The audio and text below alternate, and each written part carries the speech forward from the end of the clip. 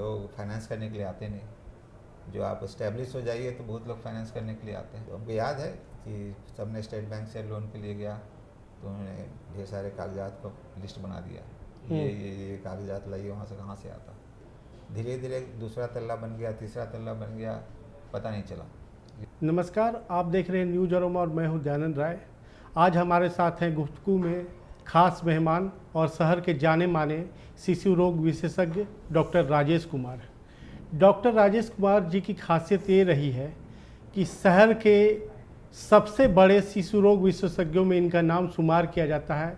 इन्होंने बहुत कठिन परिश्रम और मेहनत से इस मुकाम को हासिल किया है और लगातार इनकी प्रसिद्धि बढ़ती जा रही। तो हम आज सर से इनकी जर्नी के बारे में समझेंगे। सर, ये डॉक्टर बनने का सफ़र कैसे शुरू हुआ? देखिए, क्या है कि जब छोटे थे, जब स्कूलिंग का समय आया तो मेरे फादर पोस्टेड थे चतरा में जूनियर इंजीनियर, और वहाँ स्कूलिंग अच्छी नहीं थी। तो मेरे नाना जी पोस्टेड थे डाल्टनगंज में। डाल्टनगंज में सदर हॉस्पिटल में बड़ा आगू थे, हेड क्लर्क जिसको बोलते हैं, और उन्हीं के साथ रहना, खाना पीना, सोना उन्हीं के साथ था। और मेरे नाना जी का बेसिकली कोई भी आदमी जब स्वास्थ्य विभाग में काम करता है कर्मचारी, तो उसका सपना रहता है कि परिवार में लोग डॉक्टर बने।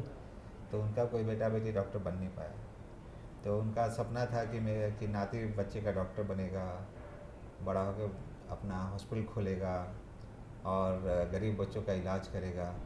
और ये मैंने नाना जी के साथ करीब करीब कहते हैं 5 साल बिताया, KG से लेकर क्लास 2 तक। और वो इतना बार नाना जी के द्वारा बोला गया कि वो दिमाग में घुस गया, और मेरे लाइफ का लगता है वो एक दिमाग में क्या है, ठप्पा लग जाता है, और दिमाग में ठप्पा लग गया कि यही काम करना है। तो वही जर्नी वहीं शुरू होती है। तो आपने MBBS कहाँ से किया फिर? MBBS से पहले स्कूलिंग है। स्कूलिंग भी बेसिकली क्या हुआ, मैंने नेतरहाट से हुई, वो भी नाना जी के कारण है। क्योंकि मैं क्या हुआ कि मैं गया हुआ था छठ में नाना जी के यहाँ, मुजफ्फरपुर में थे उस समय। तो मैंने पूछा कि नेतरहाट स्कूल का फॉर्म निकला हुआ, भरा कि नहीं भरा? तो बोले कि नाना जी मेरा क्या होगा उसमें, तेज लड़के जाते हैं उसमें। तो नहीं भर दो। तो फिर मैंने फॉर्म भरा, फिर उसके बाद भगवान की कृपा से मैं सिलेक्शन भी हो गया। और नेतरहाट में जाने के बाद भी हमको याद है, जब भी वहाँ पता है ना कि बड़ा हो के क्या बनोगे, टीचर पूछते हैं, तो वहाँ भी नहीं बच्चे का डॉक्टर बनना है और अपना ही हॉस्पिटल खोलना है। तो वहीं से शुरू हुई। अच्छा, ये बताइए सर कि आपने पहले से सोच लिया था कि चाइल्ड स्पेशलिस्ट ही बनना है? सोच लिया था? हाँ। और आपने ये भी सोचा था कि अस्पताल खोलेंगे? ये बताइए हमको कि डॉक्टर बन के अस्पताल चलाने का जो संघर्ष, क्या चुनौतियां सामने आई आपके सामने? देखिए, पहले तो था कि अपना एजुकेशन, जो पहले था कि जो अपने क्वालिफिकेशन है, एजुकेशन, वो अच्छे से अच्छे जगह लिया जाए। तो पहला था कि जैसे MBBS में जाना हुआ। MBBS में मैंने था कि हमारा जब टॉप लेवल टॉप कॉलेज से ही करना है। उस समय तो एम्स दिल्ली, जिपमर पौंडीचेरी, 1-2 कॉलेज बचते थे उस समय अच्छे में। तो एम्स दिल्ली में एडमिशन नहीं हो पाया, बट भगवान की कृपा से जिपमर में एडमिशन हो पाया। तो हमने MBBS जिपमर से की। और उसके बाद था कि पीडियाट्रिक्स करना है, और पीडियाट्रिक्स के लिए इंडिया में सबसे अच्छा जगह PGI चंडीगढ़ है। तो मैंने भी सोचा कि नहीं, अब जिपमर से नहीं करेंगे, PGI से ही करेंगे। और भगवान की कृपा से उसमें भी फर्स्ट अटेम्प्ट में ही हो गया, और पीडियाट्रिक्स हो गया। फिर उसके बाद फिर न्यूबॉर्न का जो स्पेशलाइजेशन होता है DM न्यूरोलॉजी, वो भी हो गया। तो भगवान की काफ़ी कृपा थी हमारे ऊपर। तो इसलिए एक बार जब वो ख़त्म हो गया अपनी पढ़ाई, तो उसके बाद था कि अब अपना हॉस्पिटल खोलना है। तो लेकिन उसके पहले बाहर की दुनिया कैसी है, कैसे काम करता है प्राइवेट फील्ड, उसके लिए था।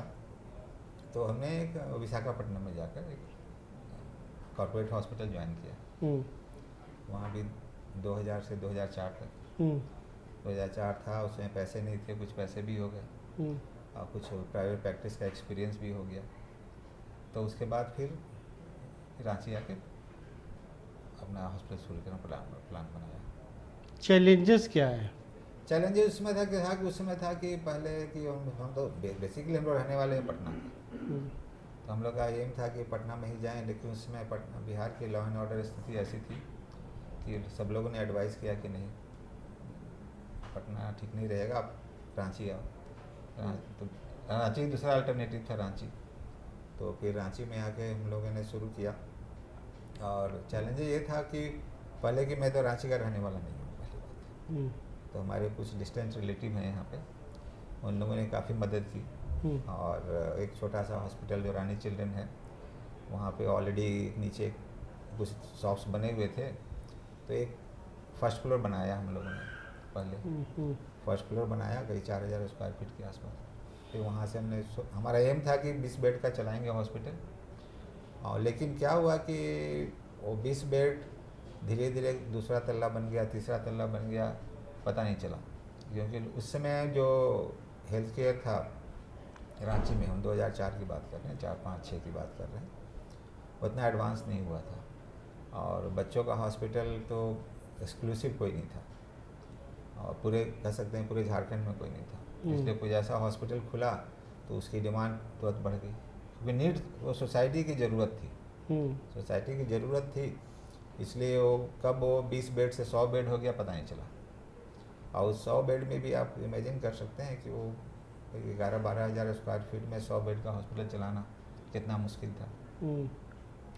और उसके साथ साथ जब हमने शुरू किया पहले, तो फाइनेंस प्रॉब्लम तो होता ही है, ठीक है ना, फाइनेंस तो प्रॉब्लम होता ही है शुरू में। और लोग फाइनेंस करने के लिए आते नहीं। जो आप इस्टेब्लिश हो जाइए तो बहुत लोग फाइनेंस करने के लिए आते हैं, लेकिन शुरू में फाइनेंस, जो हमको याद है कि सबने स्टेट बैंक से लोन के लिए गया तो उन्होंने ढेर सारे कागजात को लिस्ट बना दिया, ये कागजात लाइए, वहाँ से कहाँ से आता। तो किसी तरह उनके एक बार लोन मिला ICICI बैंक से। और जब एक बार उन्होंने बोर्ड लगा दिया ऊपर, तो उसमें SBI के मैनेजर थे, बड़े अच्छे आदमी थे, उन्होंने फ़ोन किया, डॉक्टर साहब आप आए थे लोन लेने, लोन नहीं लिया। तो उन्होंने बोला कि आपने तो इतना सारे डॉक्यूमेंट्स डिमांड कर दिए कि कहाँ से आता। लेकिन फिर उसके बाद उन्होंने बोला नहीं सर आ जाइए, आपके जितने रिक्वायरमेंट हैं हम फुलफिल करेंगे। तो उसके बाद अच्छा खासा लोन मिल गया SBI से। तो वहाँ से फिर जर्नी शुरू हुई, वहाँ से फाइनेंशियल बर्डन कम हुआ। और उसके बाद तो फिर जब पेशेंट आने लग गए तो पैसे की प्रॉब्लम ज़्यादा रही नहीं। तो एक बार जब हमने 100 बेड का बन गया और कुछ पैसे भी हो गए, तो चैलेंजेस इतने थे कि बेसिकली था कि इसको बढ़ाना है, क्योंकि सोसाइटी की डिमांड इतनी ज़्यादा थी। तो फिर ये हॉस्पिटल जो खुला नया रानी हॉस्पिटल, इसमें भी लोन तो रहा बैंक का ही, उसमें बैंक का बड़ा लोन था ये। अब वो लोन लेने भी, कोलेट्रल देने में बहुत सारा दिक्कत आया कि कोलेट्रल का इंतज़ाम करने में, क्योंकि डॉक्टरों को लोन ना बैंक आसानी से दे देती है, ठीक है।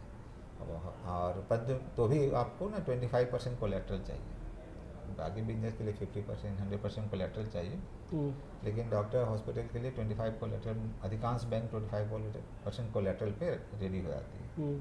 तो 25% कोलेट्रल का इंतज़ाम करना भी बहुत मुश्किल था, क्योंकि लोन काफ़ी बड़ा था और करोड़ों में लोन था। तो इसी तरह हमने कोलेट्रल का इंतजाम हुआ, अब ये हॉस्पिटल बना, अब भगवान की दया से हॉस्पिटल चल रहा है। तो चैलेंजेस आपने फेस किया, और लेकिन ईश्वर की कृपा रही। सर ये जानना चाहते हैं कि आप नेत्रहाट के स्टूडेंट रहे, हम ये जानना चाहते हैं कि दूसरे स्कूलों से नेत्रहाट किस तरह से अलग है। हाँ, ये बड़ा अच्छा क्वेश्चन है, क्योंकि क्या है ना कि जब नेत्रहाट में केवल स्कूल नहीं है, एक कल्चर है। आप मान लीजिए 50 बच्चों को इकट्ठा कर दीजिए एक साथ, उसमें देखिए अधिकांश 40 तो एक जैसे दिखेंगे, उनकी सोच, उनके काम करने का तरीका। क्योंकि वहाँ जब बच्चे जाते थे क्लास 6 में, क्लासेस इस यंग एज में जाकर जो वहाँ ट्रेनिंग दी जाती थी, वो उनको भविष्य में आगे बहुत काम आती है। पढ़ाई लिखाई तो अपनी जगह है, क्योंकि अच्छे आप क्या होता है कि जब हम लोग एंट्रेंस में बैठते थे उस समय 20,000 बच्चे बैठते थे एंट्रेंस में, और 20,000 में 40-50 बच्चे जा रहे हैं तो ऑब्वियसली इंटेलिजेंट तो होंगे ही वो। लेकिन वहाँ जाने के बाद पढ़ाई के अलावा जो चीज़ आप सीखते हैं वो बहुत इम्पोर्टेंट है। चाहे जैसे आप सब काम खुद करना और सादा जीवन बिताना और खेल कूद में ध्यान देना और दूसरों की इज्जत करना, एक गुरुकुल व्यवस्था में रहना, और साथ साथ वहाँ एक और ही किया जाता है कि ऐसा एहसास कराया जाता था लोगों को, बच्चों को, कि सरकार आपके लिए इतनी खर्च कर रही है तो आगे जाके आप सोसाइटी के लिए कुछ कीजिए। ये वो इनबिल्ट हो जाता है देहात के बच्चों में कि हाँ हमको सोसाइटी के लिए कुछ अच्छा करना है। सर आपने कहा कि सोसाइटी के लिए कुछ अच्छा करना है, तो आपके पास दौलत भी है, शोहरत भी है, इज्जत सब कुछ है, अभी आप सोसाइटी के लिए क्या कर रहे हैं, या कुछ ऐसा कुछ प्लान है नियर फ्यूचर? अभी तो एक हॉस्पिटल है हमारा, इसके पूरे मिला के करीब 250 बेड का हॉस्पिटल हो गया दोनों मिला के। और अभी भी रांची में आप देखिएगा कि कोई ऐसा मदर एंड चाइल्ड हॉस्पिटल नहीं है जहाँ की मान लें प्रेगनेंसी के दौरान आपको ढेर सारी कॉम्प्लिकेशन हो गई और उसको अच्छा से इलाज हो सके। अभी रांची में ऐसा कुछ है नहीं। तो एक तो वो हमारा एम है कि एक बड़ा अच्छा सा modern mother and child hospital, कि एक ही छत के नीचे प्रेगनेंसी का केयर, जो कॉम्प्लिकेटेड प्रेगनेंसी होती है और उससे जो न्यूबॉर्न का केयर होता है वो एक ही छत के नीचे हो। और दूसरा है जो बहुत हम एग्रेसिवली कर रहे हैं कि बच्चों के हार्ट का बहुत प्रॉब्लम है। हार्ट की सर्जरी यहाँ बिहार, झारखंड, उड़ीसा, छत्तीसगढ़, बिहार इस सब एरिया में है नहीं। तो जो यहाँ के गरीब जो होते हैं हार्ट के बच्चे, उनको पहले तो रांची से बाहर जाने नहीं चाहते। हम कुछ बोलिए कि दिल्ली चले जाओ, बॉम्बे चले जाओ, बेंगलोर चले जाओ, तो नहीं सर रांची पहुँच गए बहुत है हमारे लिए। तो हमारा एम है कि एक बच्चों के लिए हार्ट का हॉस्पिटल अच्छा बने, जहाँ की हार्ट की सर्जरी सारे हो जाए रांची में। ये तो अभी तो एम है हमारा नेक्स्ट 3 to 5 years में। जब आप डॉक्टरी पेशे का निर्वहन नहीं कर रहे होते तब आप क्या करते हैं, क्या पढ़ते हैं, क्या देखते हैं, क्या खेलना कूदना पसंद करते हैं? देखिए क्या है ना, हमारी लाइफ जो है बेसिकली सर्विस एंड टीचिंग, ये दो चीज़ें। एक तो है बच्चों का कि ओपीडी में देखना, एडमिट पेशेंट को देखना, दूसरा हमारा टीचिंग भी है हमारे हॉस्पिटल में। जैसे बच्चे को जो डीएनबी बोलते हैं, डीएनबी जो डिग्री होती है, जो एमडी पीडियाट्रिक्स के इक्विवेलेंट है, उसका पढ़ाई होता है। फिर हमारे न्यूबॉर्न का स्पेशलाइजेशन डीआरएनबी बोलते हैं, न्यूनेटोलॉजी, उसका पढ़ाई होता है। पीडियाट्रिक सर्जरी का डीआरएनबी होता है। तो बच्चों को पढ़ाना भी है। अब बच्चों को पढ़ाना है तो अब खुद आपको पढ़ना पड़ेगा, आपको अपडेट रहना पड़ेगा, समझ गए? तो बहुत सारा समय तो उसमें भी निकल जाता है पढ़ाने में। और उसके अलावा अपने कुछ फैमिली जो फैमिली का हमारा, और ज़्यादा कुछ हॉबी नहीं है। हॉबी कुछ ट्रैवलिंग एंड फोटोग्राफी है, ठीक है। और बाकी तो बेसिकली सर्विस एंड टीचिंग, ये दो मेन। ये बताइए सर कि जैसे मान लीजिए कि कोई नया शिशु रोग विशेषज्ञ बनता है, वो अपने पेशे में एक्सीलेंस हासिल करना चाहता है, आप क्या बताएंगे उसके लिए, क्या पैमाना क्या होना चाहिए? देखिए जो दुनिया बहुत तेज़ी से बदल रही है, आप देखिएगा कि जो आपको पहले एमडी मेडिसिन था आज से 30-40 साल पहले, वो काफ़ी था।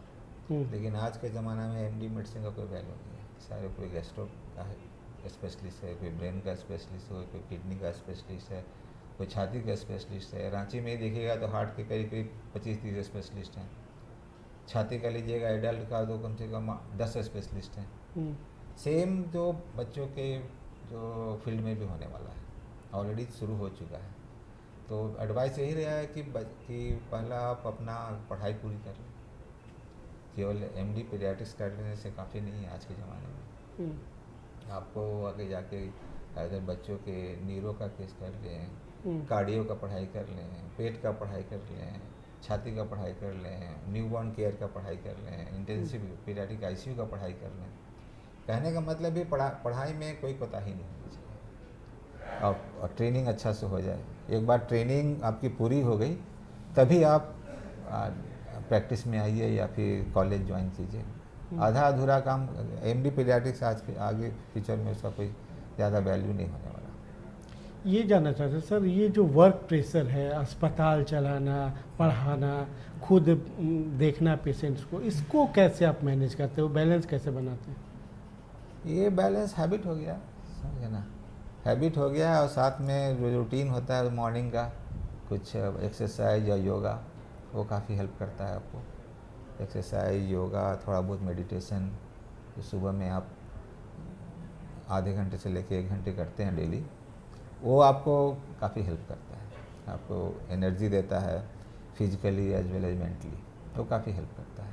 और क्या है कि जब आप देखते हो कि आप काम कर रहे हैं, बच्चे ठीक हो रहे हैं, आपके यहाँ कॉम्प्लिकेटेड केस आया, उसको आपने ठीक कर दिया, उससे जो आपको बूस्ट मिलता है उसकी तुलना नहीं है। हमारे यहाँ बहुत गरीब बच्चे आते हैं, आयुष्मान से भर्ती रहते हैं, कॉम्प्लिकेटेड रहते हैं, लेकिन उनको भी अच्छी तरह इलाज करना, जो भी उनका इन्वेस्टिगेशन हुआ, ट्रीटमेंट हुआ, हम लोग ये नहीं देखते कि आयुष्मान का पेशेंट है तो ये काम ये नहीं करेंगे, वो नहीं करेंगे, पैसा मिलेगा नहीं मिलेगा, पैसा बचेगा नहीं बचेगा, वो हमारा एम कभी नहीं रहता। हमारा एम रहता है कि बच्चा ठीक हो जाए, बच्चे के लिए डायग्नोसिस हो जाए अच्छा से, और उसका इलाज हो जाए, बच्चा बच जाए, बच्चा स्वस्थ रहे, वो ज़्यादा इम्पॉर्टेंट होता है। एक बार जब आप कॉम्प्लिकेटेड केसेस को बचा लेते हैं तो आपको वो काफ़ी मोटिवेशन करता है। वही मेन मोटिवेशन वही है कि आपको वर्क सेटिस्फैक्शन। न्यूज अरोमा से बातचीत करने के लिए बहुत बहुत आभार sir. Okay, thank you very much.